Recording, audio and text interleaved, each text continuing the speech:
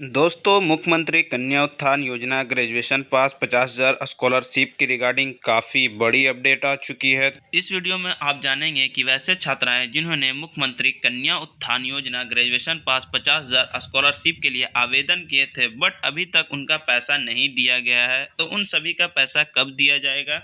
और दोस्तों, इस वीडियो में मैं यह भी बताऊंगा कि एप्लीकेशन स्टेटस चेक करने पर ready for payment of availability show कर रहा है बट उनका पैसा अभी तक नहीं आया है, तो उनका पैसा कब दिया जाएगा, ये सारी चीज़ें मैं आपको स्टेप बाय स्टेप क्लियर करूंगा। तो इस वीडियो में आप बने रहें। और दोस्तों, इस वीडियो में हम यह भी बताएंगे कि जिनका रेडी फॉर पेमेंट शो कर रहा उनका पैसा कब आएगा और यूनिवर्सिटी चेकर मेकर पेंडिंग है उनका क्या होगा।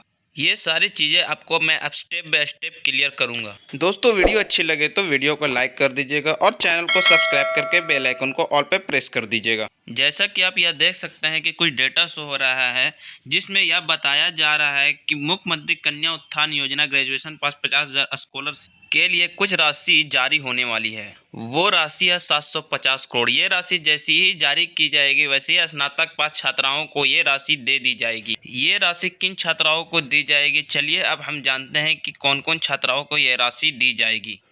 तो वैसे छात्राएं जिन्होंने अपना फॉर्म पोर्टल पर अप्लाई किया होगा और उनका फाइनलाइज हो गया होगा, जैसा कि फाइनलाइज डेट आ गया होगा, उनका आधार सेक्टर स्टेटस भी यस हो गया होगा और उनका आधार वेरिफिकेशन भी यस होया हुआ होगा, रेसिडेंटल स्टेटस भी यस होया हुआ होगा, यूनिवर्सिटी मेकर और चेकर दोनों यस होया हुआ होगा और payment status ready for payment subject to availability of fund लिखा हुआ होगा। जैसा कि आप जानते हैं कि ready for payment subject to availability of fund का मतलब होता है कि जैसे ही फंड आएगा वैसे ही छात्राओं का नाम सिलेक्ट किया जाएगा और एक डायरी तैयार किया जाएगा। जैसे कि आप देख सकते हैं यह देख सकते हैं सिंह निधि प्रिया का एक फाइल क्रिएट किया गया है शिक्षा विभाग के द्वारा और यही फाइल के अकॉर्डिंग शिक्षा विभाग के द्वारा राशि दी जाएगी। एक और बात, बिहार में चल रहा है जितना विश्वविद्यालय है उनके अंतर्गत जितने भी छात्राओं ने आवेदन किया होगा उन छात्राओं का नाम चयनित किया जाएगा।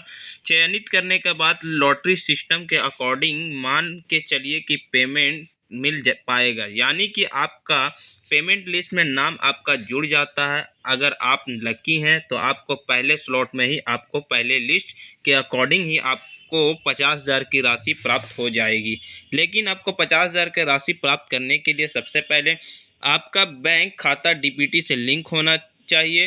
डीबीटी से लिंक होना और आधार से जुड़ा होना दोनों ही अलग अलग बात है। डीबीटी से लिंक होना मतलब डायरेक्ट बेनिफिट ट्रांसफ़र के लिए, सरकारी योजनाओं के लिए आपका बैंक खाता चालू होना चाहिए और वही बैंक खाता आपका एक्टिव रहेगा। डीबीटी के लिए तो उसके ऊपर पैसा 50,000 जाएगा।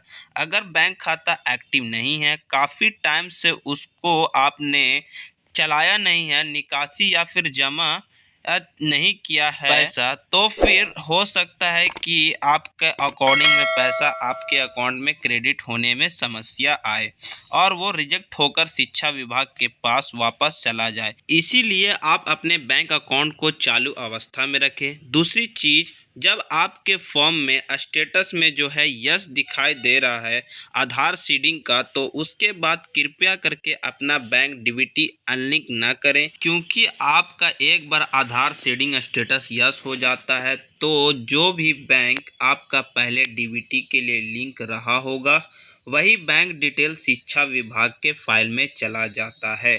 आप अगर मान लीजिए पहले आपने डीबीटी एसबीआई में करा रखा था और आपका आधार सीडिंग स्टेटस यस हो गया, बाद में उसको दूसरे बैंक में करा लिया, एक्सिस बैंक में करा लिया, मतलब किसी अदर बैंक में करा लिया, तो फिर आपको पैसा नहीं मिल पाएगा, आपका पेमेंट रिजेक्ट हो जाएगा। इसीलिए बीच में सीडिंग ना बदलें या नया अकाउंट ना खुलवाएं जिससे कि आपका सीडिंग हेर फेर हो जाए। अगर ये होगा तो आपका पैसा आपके अकाउंट में नहीं पहुंच पाएगा और आपको फिर 1 साल का वेट का समस्या करना पड़ सकता है। आई होप ये सारी चीज़ें क्लियर आपको समझ में आ गया होगा। तो वीडियो अच्छी लगी हो तो वीडियो को लाइक कर दीजिएगा, चैनल को सब्सक्राइब करके बेल आइकन को ऑल पे प्रेस कर दीजिएगा। तो मिलते हैं किसी फिर इसी प्रकार के नए वीडियो में, जब तक के लिए जय हिंद।